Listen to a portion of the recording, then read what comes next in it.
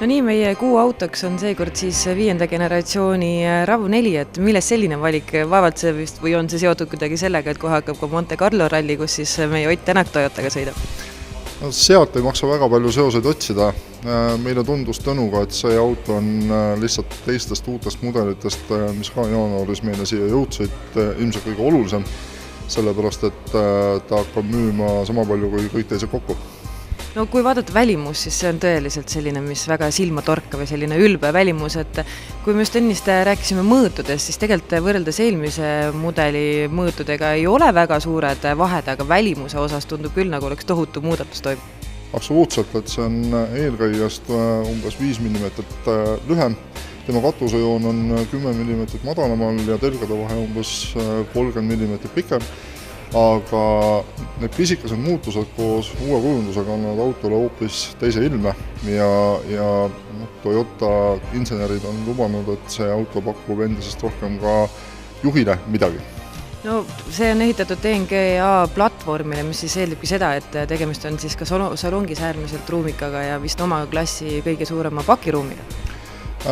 Jah, et seesama platvorm on kasutusel ka näiteks hiljuti esitatud Lexus ES-i juures ja see tähendab palju ja samas mitte midagi. Ütleme siis nii, et tema hübriidajam, mida pakutakse, on Lexus ES-iga väga sarnane, et see koosneb 2,5-liitrisest Atkinsoni tsüklist töötavast automootorist ja elektrimootorist.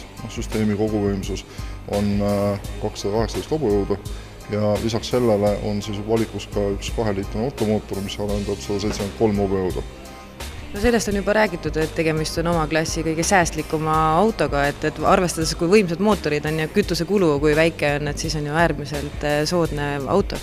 Just, hübriidajam on, ta küll ei ole kõige odavam, aga tema kasutegur peaks välja lööma just sellistes asulasisestes off-road võistlustes, milleks meil enamasti linnamootoreid kasutatakse ja ütleme, et asulasisesel sõidul ummikutes sellistes kohtades või hübriidajam sõita enam kui poole ajast puhtalt elektrijõul ja see teeb sellise auto kasutamise linnas äärmiselt mugavaks ja tunduvalt säästlikumaks kui näiteks moodsa turbodiisliga.